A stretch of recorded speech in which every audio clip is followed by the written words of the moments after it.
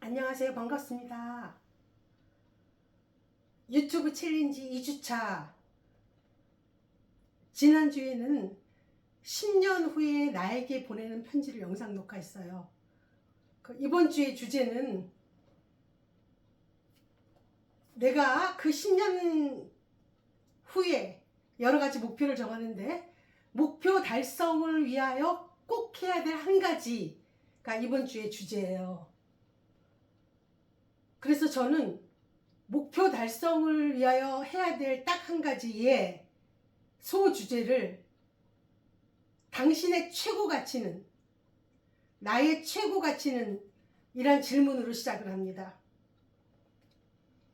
여러 가지 가치들이 있죠. 근데 거기에 최고의 가치는 무엇이냐? 그러면 저의 최고의 가치는, 특히 노년기를 살아가는 저의 최고의 가치는 첫 번째도 건강, 두 번째도 건강, 세 번째도 건강입니다.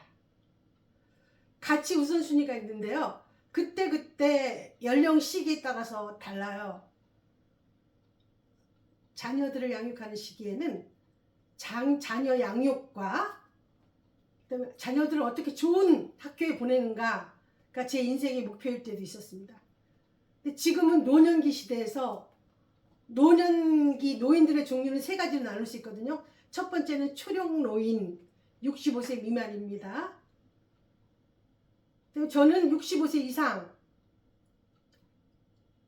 고령 노인이고요. 그 다음 75세 이상을 초고령 노인이라고 합니다. 초령 노인을 지나서 고령 노인에 접어들었고요.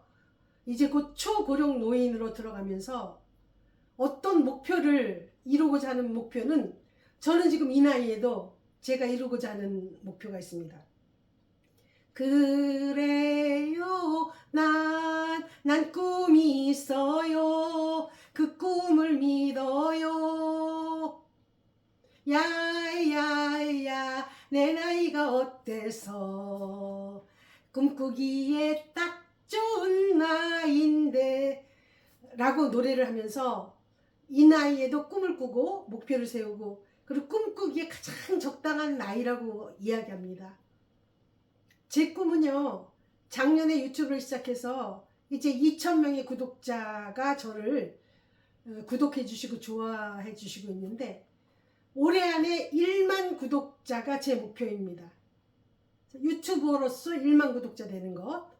1만 구독 시대가 지나면은 10만 구독, 실버 버튼이라는 것이 제 목표가 되겠죠. 그다음에 이번 학기에 다시 대학에 초빙 교수로 임용이 돼서 제가 맡은 과목이 노인 상담이라는 과목입니다. 이 노인 상담 과목을 제 이야기도 되지만 앞으로 여러분들이 겪을 그 노년기에 대해서 우리가 어떻게 대비하고 준비해서 정말 바람직한 노년의 생활을 보낼 수 있게 하는가를 강의하는 것이 제 목적이기도 합니다. 제가 목표하는 바를 이루기 위해서 당장 해야 될 한 가지는, 최고 가치는 첫 번째도 건강, 두 번째도 건강, 세 번째도 건강이라고 했어요. 건강이 최우선이다. 저 평소에 아주 건강하다, 건강에 대해 자부심이 뿜뿜이었는데요. 사실 감기조차도 잘 안 걸려요. 근데 이번에 감기를 퇴인통 걸렸고, 또 갑자기 어떤 원인이나 이유를 알 수 없는 갈비뼈의 통증으로 얼마나 아픈지, 이 갈비뼈의 통증이 장난이 아니었어요. 그럼 저희 친정어머니가 넘어지셔서 갈비뼈 골절이 되신 상태로서 자리 보존하고 누우셔가지고 대소변을 받는 상태가 되셨기 때문에 제가 갈비뼈에 통증이 오니까 덜컥 겁이 나는 거예요.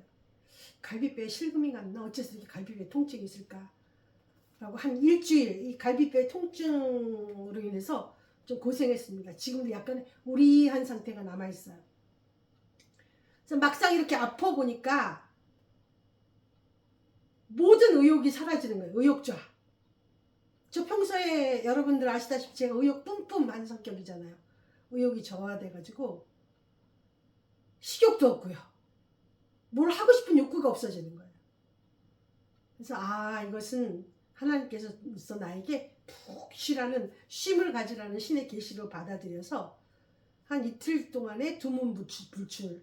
저는 그걸 전문용어로 방콕이라는 용어를 할게요. 저 방콕 다녀왔습니다.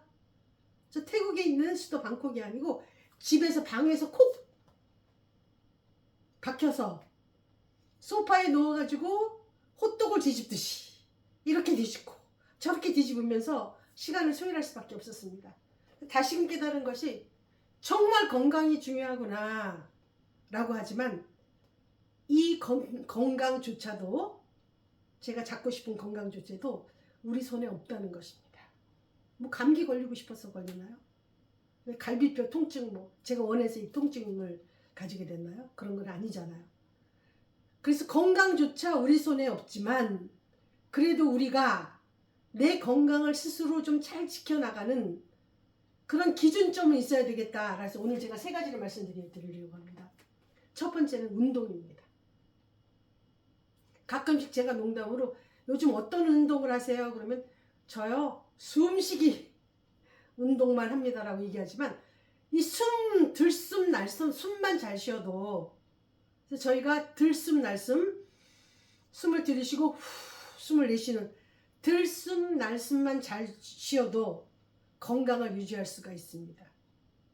이런 숨쉬기 운동뿐만이 아니고 저는 평소에 긴장을 많이 해서 아주 무서운 엄부 밑에, 아버지 밑에서 성장을 해서 여러분 잘 안 믿으실지 모르겠지만 제가 긴장을 해요. 몸이 자꾸 굳어요. 그래서 이 굳어지는 몸을 스트레칭을 통해서 몸의 유연성을 기르려고 노력해서 실내 운동을 합니다. 하루 20분에서 30분 사이에 실내 운동, 런지도 하고 스쿼트도 하고 봉을 이용해서 스트레칭을 하고 이렇게 그래서 실내 운동을 하고, 두 번째는 수면이 중요하다. 저 한동안 우울증에 시달리면서 수면 장애도 왔습니다.